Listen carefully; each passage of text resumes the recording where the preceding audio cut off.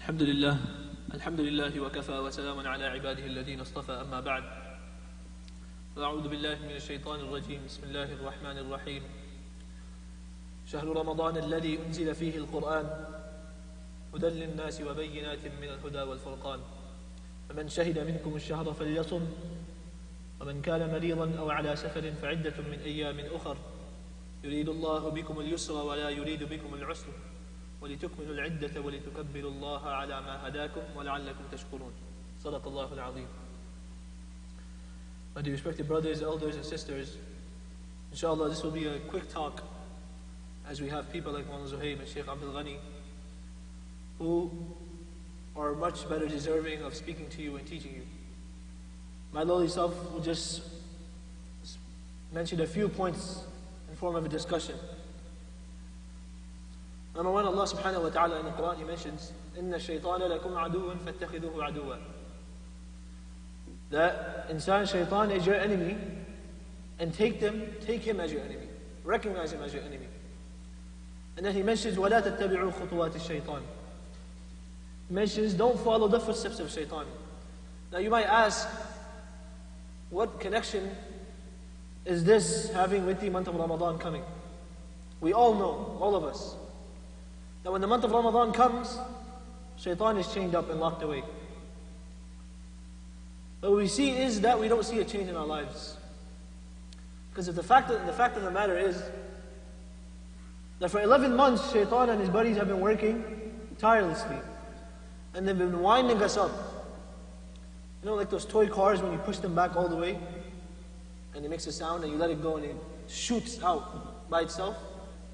The same way He has worked on us. For 11 months, He's winded us up so much that when Ramadan comes, He's waiting for the vacation. And then when these 4 weeks come, I'm going to sit back and relax now and watch Him go. Let me see what my work has done. Like a bicycle, when you pedal and you pedal and you pedal, and it reaches a point where you don't have to pedal anymore and the wheel keeps spinning. The same is the case what happens in Ramadan.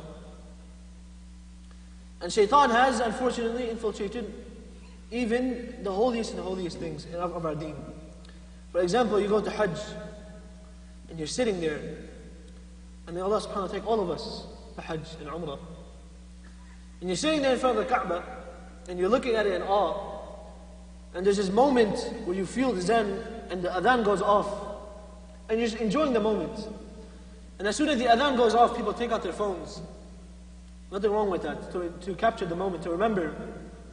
But then what happens is, I'm not talking about halal and haram, I'm not talking about halal and haram. The phone turns away from the Kaaba, and it goes to that clock tower.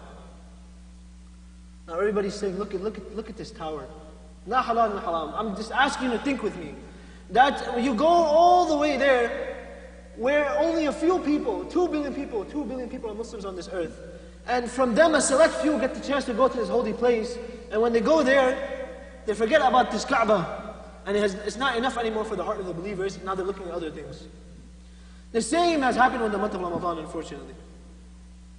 The month of fasting became the month of feasting. The month of fasting became the month of feasting. You talk to your brothers and sisters, or you talk to family, and you talk to your friends, and plans are starting to be made from now. And those night outs are being planned from now. That bro, when that Ramadan night comes after Taraweeh, we're out, let's go. We're going out to eat, we're going down to the city, we're hanging out, we're going here and there. You know what, let's plan, let's go to this masjid, the guy reads super fast here, and 8 rakats is even easier over here. Because some masjids 8 rakats, but it's very long. I don't have time for that. I don't have time to stand that long. Let's go to this masjid, so we finish quick and we're out, quick. That's what the month of Ramadan has come to. And when you tell a person that we're going to fast, what it meant to fast? That to eat less and think about those who don't have anything. We're seeing what's happening with our brothers and sisters in Gaza. And you're seeing the videos that come out.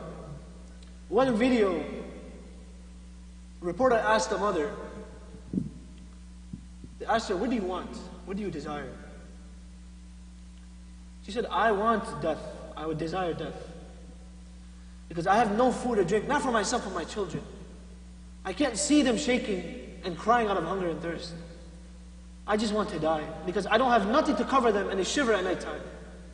This is what that month was supposed to be for. I'm not talking about what is jaiz, not jaiz. We have ulama here you can ask. They can tell you. I'm asking you to think about for a second what Ramadan means.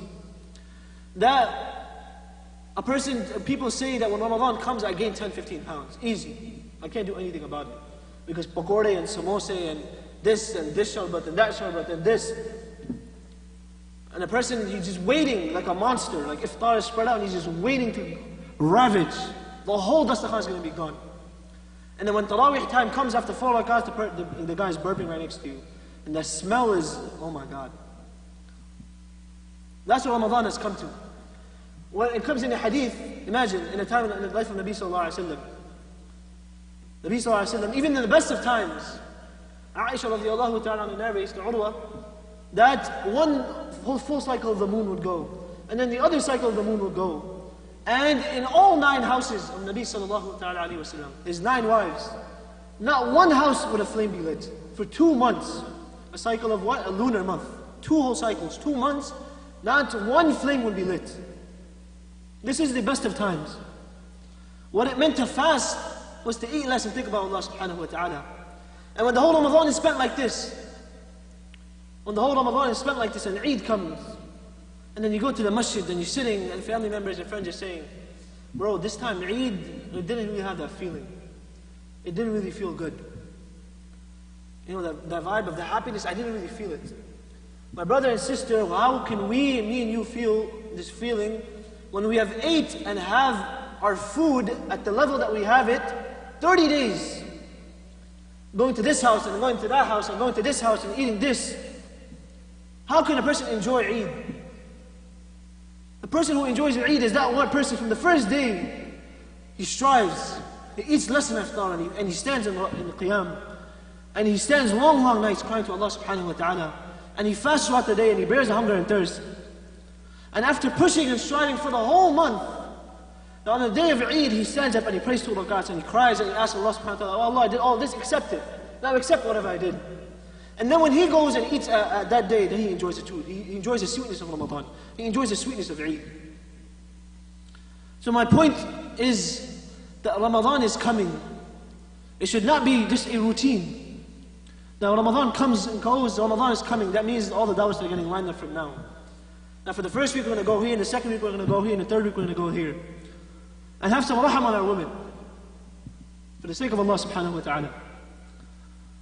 That unfortunately most of the women, they are made to work 8 hours, 6 hours in the kitchen preparing iftar every single day. Where is the time for Quran? Where is the time to prepare for the night? Where is the time in spending, in increasing our deen, in our deen, whatever it is, whether it's seerah, whether it's tajweed, whether it's Quran, anything.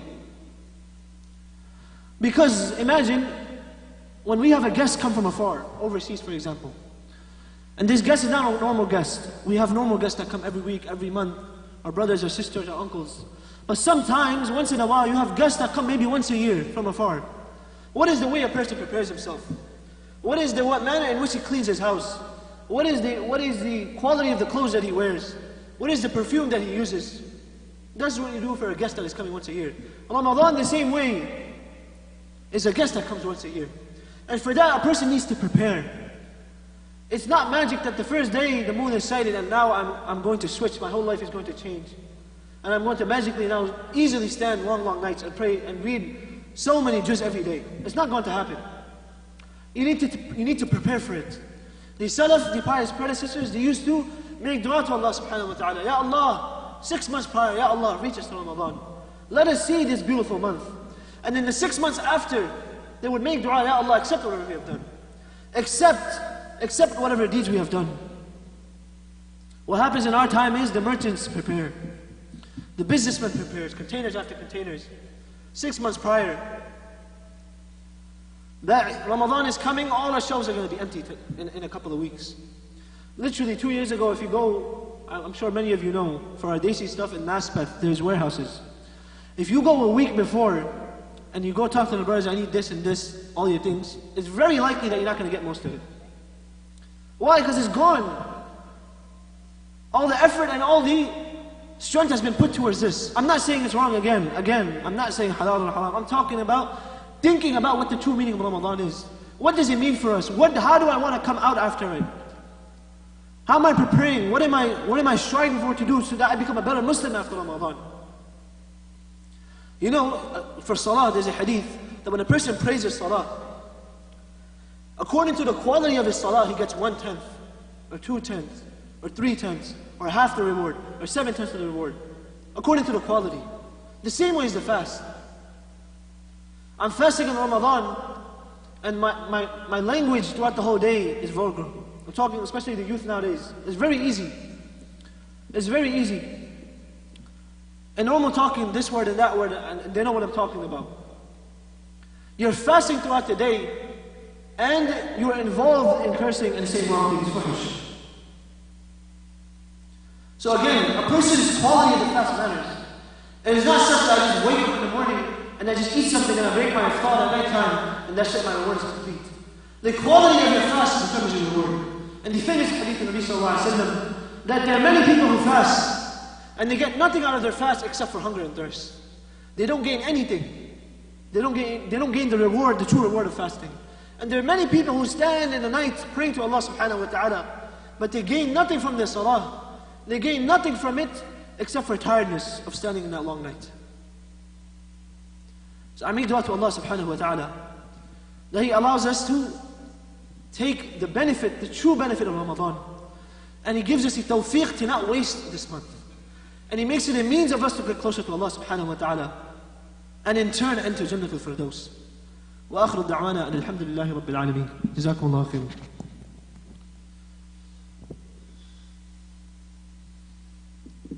Inshallah, now we will have Mawlana Zuhaib, our respected. He will enlighten us with his speech, inshallah. جزاكم الله خير.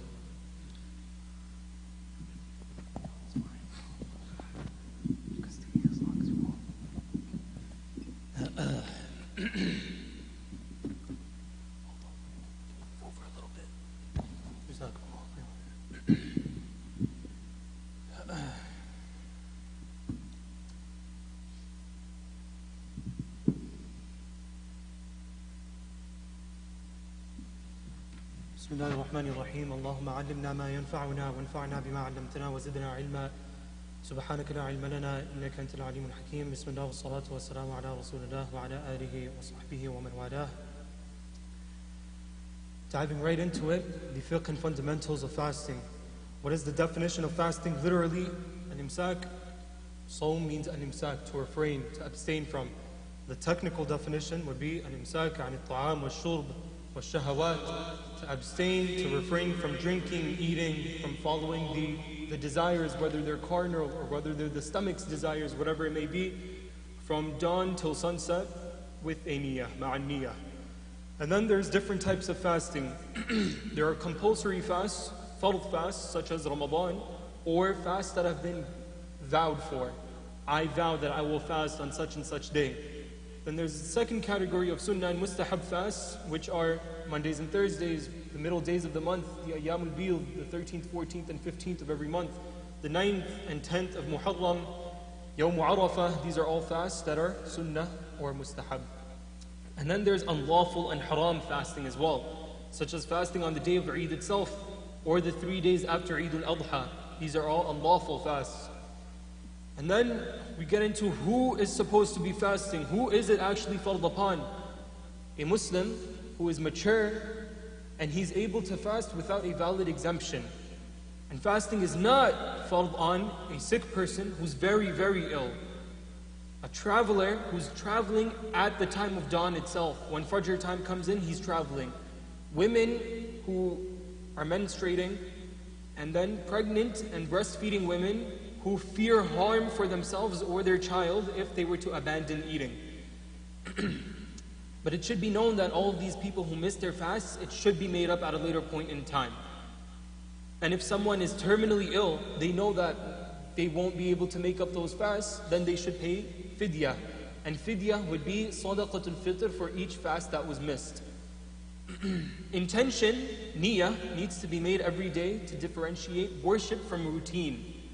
Now what does that mean? If the fast is already fixed, it's already certain that a person will be fasting on this day, such as Ramadan or specified vows. I swear to Allah that I will fast on such and such day. I already have that pre-existing niyyah within me. So niyyah can be made all the way from Maghrib of the previous day till midday of the next day, as long as a person hasn't eaten after Fajr. And for other fasts, such as Nawafil fasts, a person has to make niyyah before Fajr time itself. This is a little intricate, but we should remember that for Ramadan itself, we should always renew our niyyah before we begin the fast. It's just a good thing to do, inshallah. And as for the suhoor, when we begin the fast, the Prophet ﷺ said, تَسَحَّرُوا فَإِنَّ فِي السُّحُورِ بَرَكَةً, Hadith al-Bukhari, wherein he says, have suhoor, perform the suhoor, have the pre-dawn meal, for in suhoor there is barakah, there's blessings. In another hadith, the Prophet ﷺ says that suhoor is a blessed meal. And it's so blessed that don't abandon it whatever you do. Even if you have to take just a sip of water, take the sip of water. For what? What happens during that time? Allah Ta'ala and His angels send blessings upon those who have suhoor, even if it's just a sip of water. And to delay the suhoor as much as you can till Fajr, that is what's the best. And subhanAllah, if someone were to fast without having suhoor, it's not that their fast does not count. Rather, it's just that they've missed out on the rewards and the blessings of suhoor itself. However, their fast will be valid. So what breaks and what does not break the fast? We can break this down into 3 categories. Number 1 is actions which break the fast. Now this goes into 2 subcategories. One of them is, okay, you have to do a qada for the fast you've broken. And the second is, you have to do a qada with a kafara. And this is a sin in itself. To be having to do kafarat for fast, we should, Allahumma hafadna. And then we have actions which do not break the fast, but they are divided into 2 categories as well. You have those actions which some people are confused about. They don't know whether it's makruh or not. So they say that might be makruh. Well, there's some things that are totally okay during your fasting hours. And then there's some things that are actively disliked, makruh. So those are actions which do not break the fast. So what constitutes the fast actually breaking? There's 3 things: eating, drinking, and intimacy. So in regards to eating, a fast will break if the substance that's entering the body does 3 things. Number 1, it enters through a valid entry point. Number 2, it reaches the GI tract, the digestive tract. Sorry, number 2. And then number 3 is it's something that breaks the fast. So what does this all mean? What are valid entry points? Valid entry points include the mouth, the nose, the rear, and the ear if the eardrum is ruptured, or a puncture such as an injection which leads to the GI tract as well, the gastrointestinal tract where the digestive system is located. And what are invalid entry points? The eyes, the male and female genitalia, the ears if their eardrum is not ruptured, the pores, just the little dots on people's skin, and a puncture which does not lead into the GI tract. These are all invalid entry points. So when you put something in your mouth, does the fast automatically break at that point? It breaks once it reaches the throat.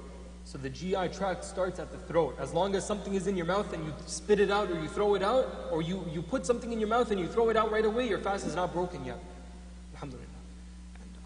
And, so there's some substances which do not break the fast. There might be some common misconceptions within these. Air obviously does not break the fast. We're breathing air in and out. Fragrance without a body does not break the fast. Dust, flies, smoke doesn't break the fast. And that which is unavoidable of when you do wudu or when you rinse your mouth, there's some remnants of water left on the tongue. Now sometimes someone might be suffering with wasawis. Someone might be suffering with these thoughts, is my fast broken or not? So this is something the Sharia overlooks. These sorts of little things. Water remnants will remain on the tongue after a person rinses his mouth. And then there's something which is so small that it dissolves as soon as you put it on the tongue. You can't even tell where it went. So the fast does not break. And then we get to another discussion, forgetting versus a mistake. Now there's a big difference between when you forget to do something, or when you forget about something, and when you make a mistake. If someone forgets their fasting, they forgot they were actually fasting, they forgot it's the month of Ramadan, and then they ate something, forgetfulness is forgiven. But if you make a mistake, you know you're fasting. For example, you're sitting there before Maghrib time comes in, 5-10 minutes before Maghrib, and you know you're fasting, you're sitting there, you're waiting to break your iftar, and you eat something then the fast breaks, because there's a difference between forgetfulness and making a mistake. So we mentioned in the beginning kafara. This is a heavy penalty which is only served to those who transgress while fasting. Now, who does it apply to? Penalty, kafara, is only required for breaking a Ramadan fast. So not nawafil fasts or other sorts of fasts. It only applies to the Ramadan fast in the month of Ramadan, intentionally without an excuse. A person says, Ya Allah, it's too hot outside, let me drink some water. And he's going to have to give a kafara. There was no excuse over there. He was not on the verge of death. He wasn't, sick. He just broke his fast. He has to give a qada and a kafara. And this kafara is given when such a substance is swallowed which has nutritional benefit or medicinal benefit, or it provides enjoyment. Right? So if it's something that's not usually eaten, something like a rock, the fast will break, there will be qada for that person, but there won't be any kafara. Where will kafara be? If that person ate something that had some sort of benefit to it. That's when there's kafara. So there's a list here of things that we do in our day-to-day lives, and it might pertain to some of us. So let's quickly go through the list, inshallah. Which of these break the fast? A person is riding a bike and a fly enters his mouth and goes down their throat. Does that break the fast? No, it does not break the fast. There's a woman or a man who's cooking, steam enters his nose. Does the fast break? The fast will not break. Why? Because that was unintentional. But now someone goes to that pot and he opens the pot up and he inhales the steam that's coming out. That was intentional. That steam is going into the GI tract now. That will break the fast. Yes. Applying Vicks and vapor rub or Vicks, whatever one uses around the nose, it does not break the fast. However, if a person was to throw that into boiling water and let it boil and then inhale the steam, as many of us do, that will break the fast. Why? Because there's something going into the GI tract once again. Now, when we're performing wudu, there's another scenario. Performing wudu, some water goes down our throat by accident. What happens over here? Now, the key word is by accident. He knew he was fasting. He put water into his mouth. He knew he's fasting, but he forgot. A bit of water went down his throat. What happens over here? He has to do qada for that fast. The fast will break. What about lighting bukhur and fragrance sticks? This does not break the fast unless someone goes there and inherently smells this and inhales the smoke. What about smelling flowers? Smelling flowers is fine as well because there's no actual body to this scent. It's just there. A lot of people, Allahumma hafadhna, smoking cigarettes. This will absolutely break the fast. And to the point where you also have to give a kafara, because this is something, it doesn't have any benefit. It doesn't give you any nutritional benefit, has no medicinal benefit, but it provides enjoyment to these people. So it will break the fast and there will be kafara. Applying oils to the body or kuhl to the eyes, what happens there? It's not going to the GI tract, it's not being digested, so it will not break the fast. What about hijama? Hijama will not break the fast either. However, there's an intricacy mentioned over here that if a person knows it's going to weaken him, it's makruh for him. But if a person knows hijama or donating blood, whatever it may be, does not weaken him, then it's fine for him. There's no problem. What about chewing on things? Chewing on things divides into two topics as well. You could either chew on something that's actually edible or provide some sort of flavoring, such as chewing on gum. This will break the fast. Why? What happens? The flavor of whatever you're chewing on goes with your saliva, and sometimes it overpowers the saliva. It ends up in your GI tract. That will break the fast. However, if you're chewing on something like a pencil, it won't break the fast, but still we should not do that. How about water entering the ear when we're showering? this won't break the fast either, because it's not inherently connected to the GI tract itself. What if a person's gums or teeth are bleeding? Does the fast break? Over here, the scholars mention that if the saliva overpowers the blood itself, the fast will not break. For example, a person goes and spits it out. He sees that the saliva is more than the blood. The fast will remain intact. But if the redness of the blood, it overpowers the saliva, the fast will break if he were to swallow it. And there's another indication the ulama mentioned, that when you can taste the saltiness or the flavor of blood in your mouth, that's also showing you that the blood has overpowered the saliva and your fast ends up breaking. There's another scenario mentioned over here. Inama, when someone needs a supplement to loosen their bowels, this will break the fast. Why? Because we mentioned that the rear is a valid entry point. It's actually connected to the digestive tract itself. So the usage of enema will break the fast. Another very common question is phlegm. When I clear my throat, sometimes I can feel the phlegm going down my throat. This is something that's within the body itself and will not break the fast if it goes down. Tasting food. The ulama mentioned that most of the time women are doing this because they labor themselves in the kitchen. So this would be makruh, unless there's a very valid reason to it. What about if someone continues eating after Fajr Salah has happened, or the Fajr Adhan has been given? He thought there were 2, 3, 4 minutes left and he continued eating. Or a person right before iftar comes in, he thinks iftar has happened, but he realizes there were 2 to 3 minutes left. Then the fast breaks and qada will have to be given. People ask about nasal spray. Can I take nasal spray while I'm fasting? Yes, it will break the fast. Why? Because whatever spray you spray into the nasal or the nose, it ends up going down the digestive tract itself. And that breaks the fast.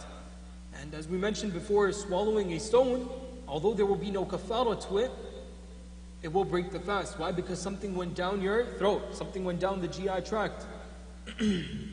What about if I'm standing in the rain and the rain is falling on me and some of the water I swallowed unintentionally?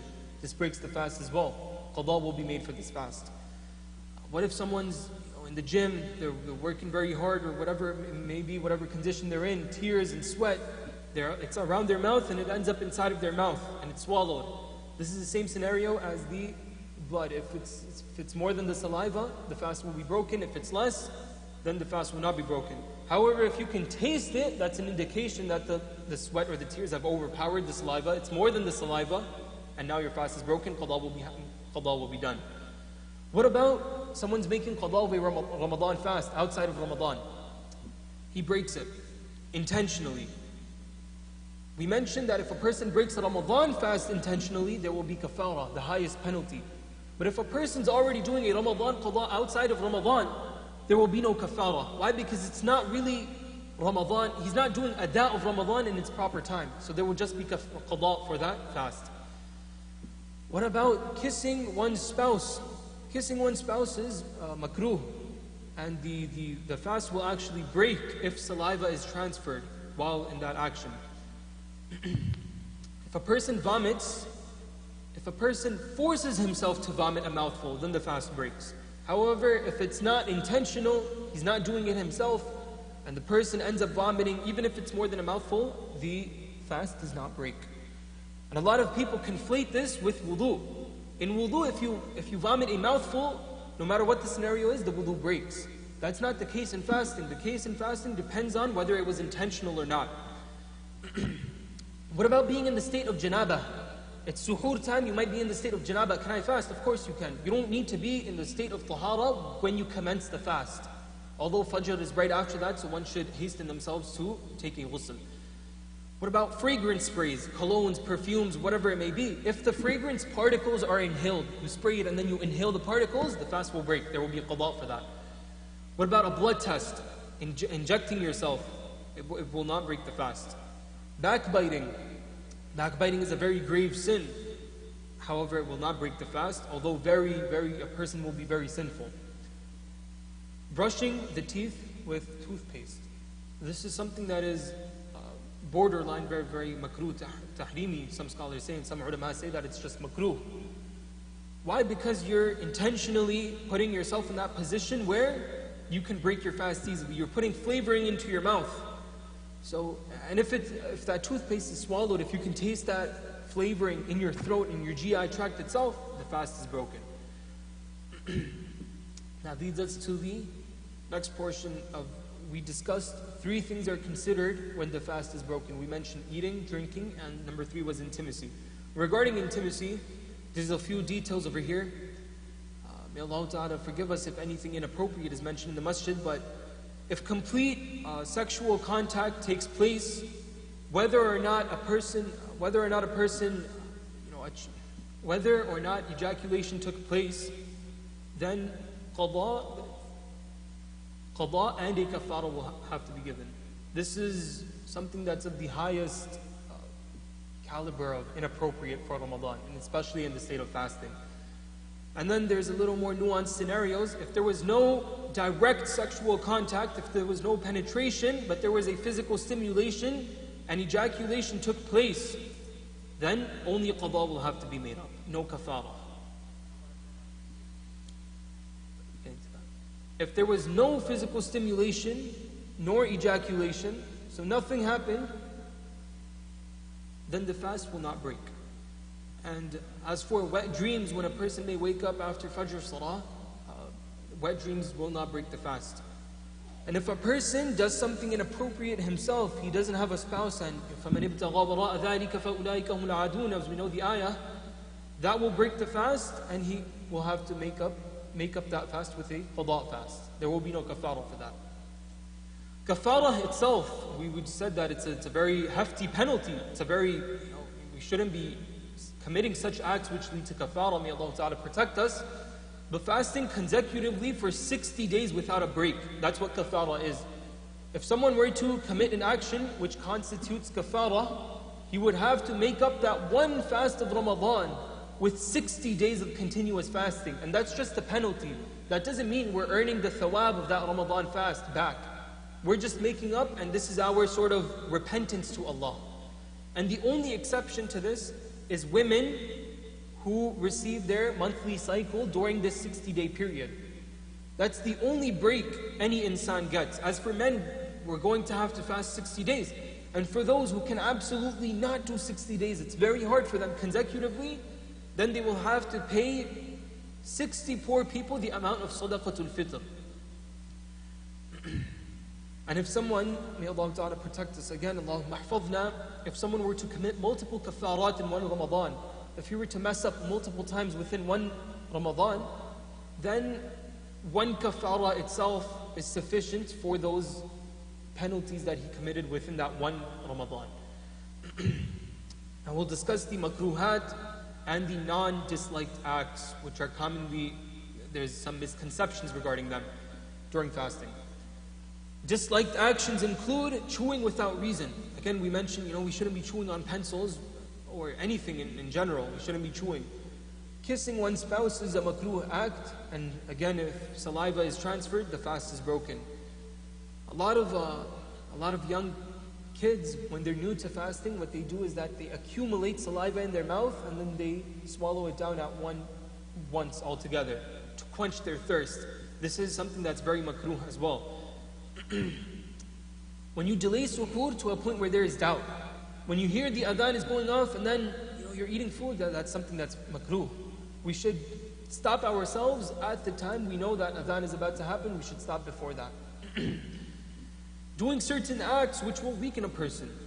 Tiring yourself out purposely in Ramadan is not something that's, mashallah, you're doing good, you're tiring yourself out. It's not something that's very praiseworthy. It's makruh. For example, hijama or cupping or donating blood tires you out.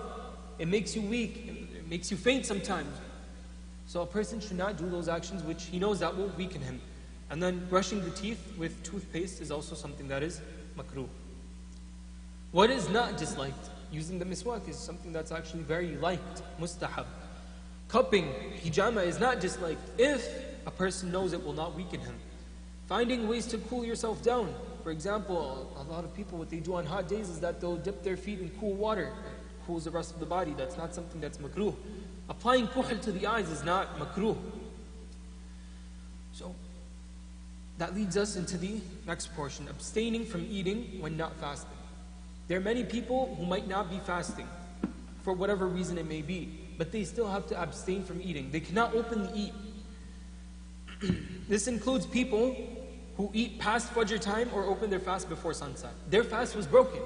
Right? They ate after Fajr came in, or they ate before iftar happened. Their fast was broken. That doesn't mean, oh, subhanAllah, I broke my fast, now I can eat more. No, they have to wait until iftar time actually comes. Then there's menstruating women who become pure during the day. Their monthly cycle finishes. That doesn't mean they can eat now. That concession is allowed for them while they're currently experiencing that monthly cycle. After it finishes, they should abstain from food. When a sick person who's extremely, extremely ill, when he feels better, when he gets better on that day, he should abstain from eating.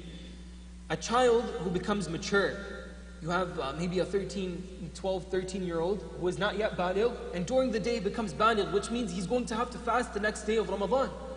For that child, he should not be eating continuously throughout that day he becomes baligh on. For a new Muslim who accepts Islam during Ramadan, during a day of Ramadan, he should not be eating as well openly because now he's a Muslim. He should at least act like the Muslims. A traveler, a musafir who did not have to fast, it was not fard for him to fast, although it's better for him to fast. If he takes that concession, if he says, I'm not going to fast, then when he reaches home, when he reaches his homeland or his city, he should not be openly eating now. Why? Because he's no longer a traveler. And for some people, it's okay for them to eat during the day of Ramadan. This includes menstruating women, this includes a very sick person, it includes travelers, they're traveling, they need to eat, they need to keep themselves energized. Which leads us into the last portion of the talk, the medication and treatment. Can we take medicine while fasting and whatnot? We should always consult local scholars, our ulama, about specifics. Over here, we'll mention just a few of the general scenarios. One of them is oral medication, normal medication, whether it's syrup or pills, that goes down the throat. That obviously breaks the fast, and if done intentionally, and it was not out of forgetfulness, then a person will end up having to give kafara as well. So may Allah Ta'ala protect us from such a scenario. There are medicines which you put under the tongue and they're dissolved. This is fine. It dissolves into the blood itself. There is no connection with it to the GI tract itself, the digestive tract. This is similar to when people take injections for right into the vein, intravascular or intravenous injections. Those injections would go straight into the veins and not the digestive system itself. Asthma inhalers, they break the fast. We have to be very careful. Nebulizers, they break the fast as well. Nasal inhalers and medications, they break the fast. Medication taken through the eye does not break the fast. Why? Because we mentioned earlier that the eye is not a valid entry point for the fast to be nullified. Eardrops do not break the fast. Anything taken from the rear, any medication that's taken from there, such as enema, does break the fast. Why? Because it's a valid entry point and it's connected to the GI tract. And as we mentioned, intravenous and intramuscular injections, they do not break the fast because it is not inherently connected to the GI tract itself. And then there's some miscellaneous aspects to Ramadan. Children, no matter when they're at a certain age, past 7, 8, 9, whatever they are, they should be encouraged to fast. A lot of parents, what they do is they'll have half-day fasting for some children. It's a good way to encourage them, motivate them, and get them ready for the future ahead, inshallah ta'ala. And the pre-dawn meal, the suhoor, it should be delayed all the way until Fajr. But we should make sure that we're not passing into Fajr time. We have to be very careful about this. And the breaking of the fast, the iftar itself should not be delayed. We should not say, I'm going to be extra pious today and I'm going to wait 5 minutes after the Maghrib Adhan. No, it should happen right after the Maghrib Adhan, before the Maghrib Salah. And this is the guidance of the Prophet ﷺ. Allah Ta'ala allow us to benefit from this Ramadan, allow us to reach this Ramadan. Allahumma barik lana fi Rajab wa Sha'ban wa ballighna Ramadan. Ameen ya Rabbil Alameen. Wa akhiru da'wana an alhamdulillahi Rabbil Alameen. Any questions, comments, or concerns? Yes.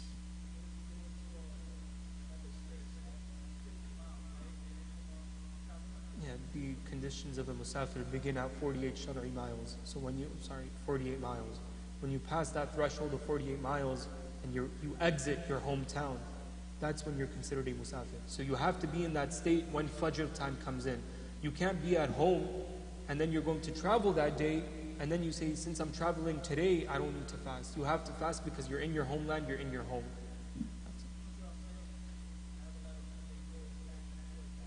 Yeah.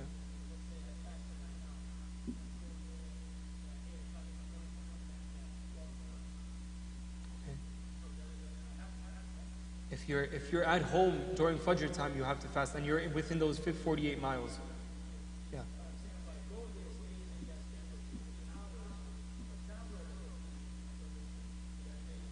Exactly. I mean, one should remember that this is a concession.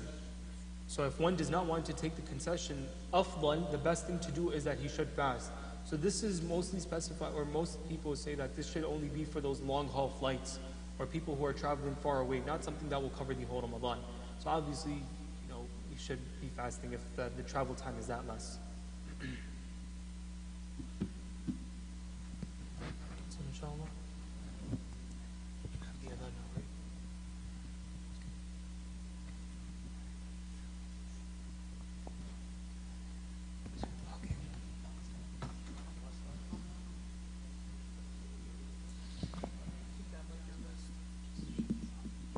السلام عليكم ورحمة الله وبركاته. الله أكبر الله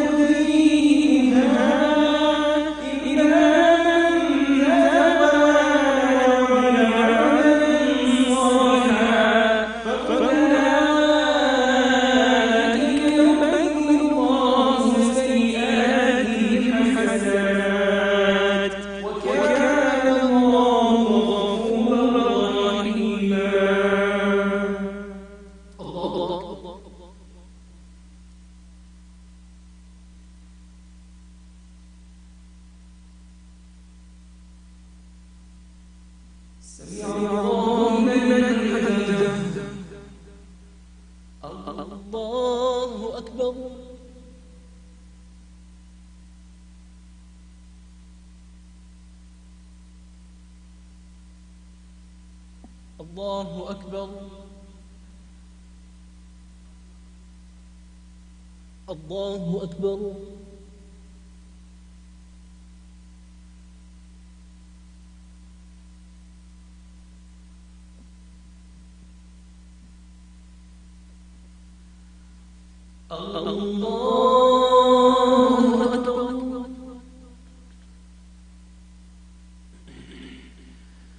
الحمد لله رب العالمين الرحمن الرحيم مالك يوم الدين إياك نعبد وإياك نستعين اهدنا الصراط المستقيم صراط الذين أنعمت عليهم غير المغضوب عليهم ولا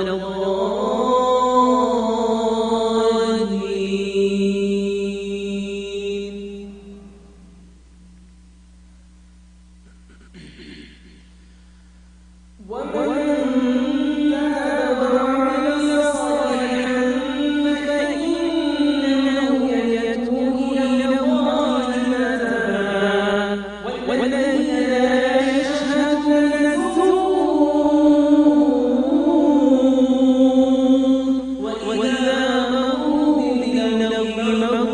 كراما والذين ذكروا بآيات ربهم لم يخروا عليها صما وعميانا والذين يقولون ربنا هب لنا من أزواجنا وذرياتنا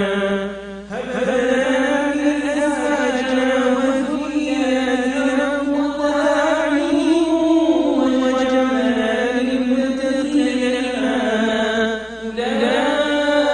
أولئك يجزون الغرفة بما صبروا ويلقون فيها تحية وسلاما خالدين فيها حسنت مستقرا ومقاما قل ما يعبد بكم ربي لولا دعاؤكم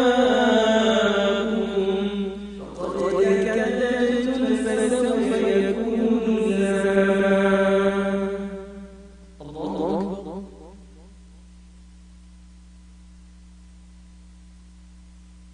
الله أكبر سمع الله لمن حمده الله أكبر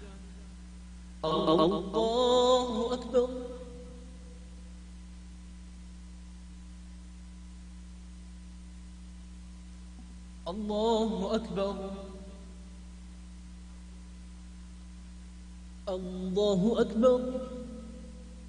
الله أكبر الله أكبر الله أكبر الله أكبر سمع الله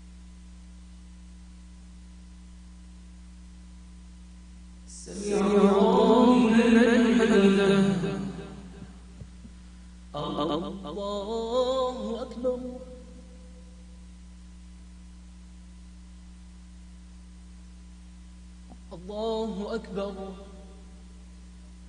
أكبر الله أكبر الله أكبر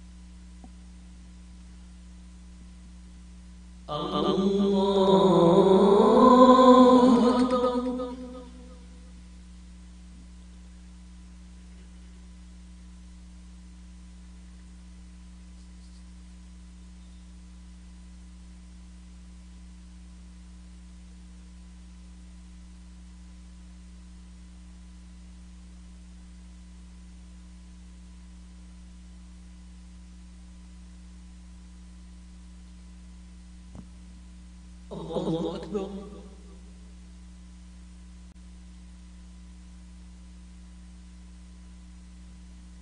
سمع الله لمن حمده الله أكبر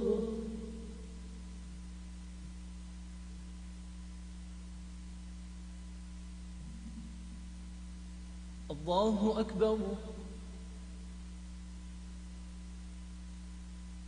الله أكبر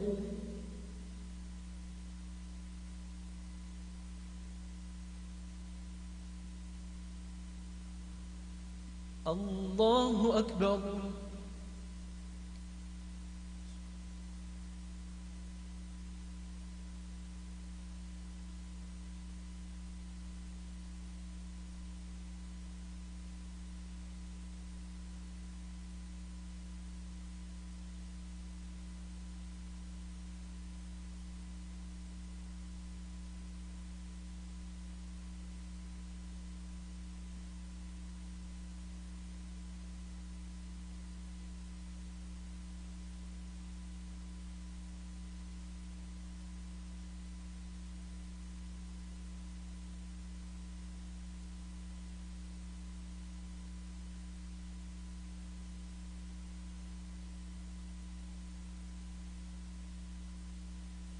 السلام عليكم ورحمة الله.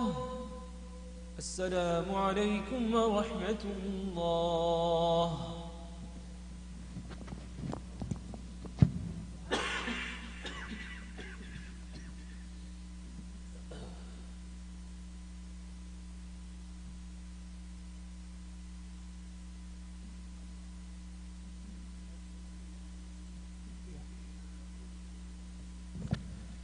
Assalamu alaikum wa rahmatullahi wa barakatuhu. Dinner will be served after the sunnahs are prayed, inshallah. Dinner will be downstairs, inshallah ta'ala. Please join us, inshallah.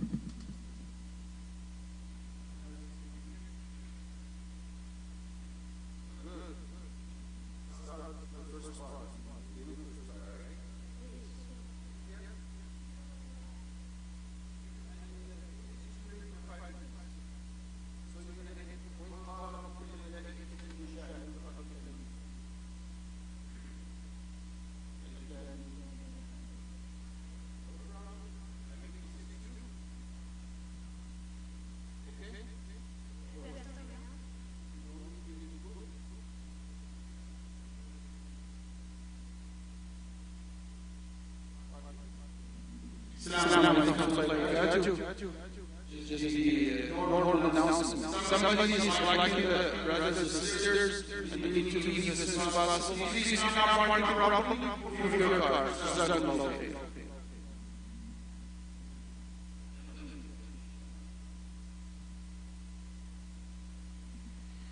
أعوذ بالله من الشيطان الرجيم. بسم الله الرحمن الرحيم.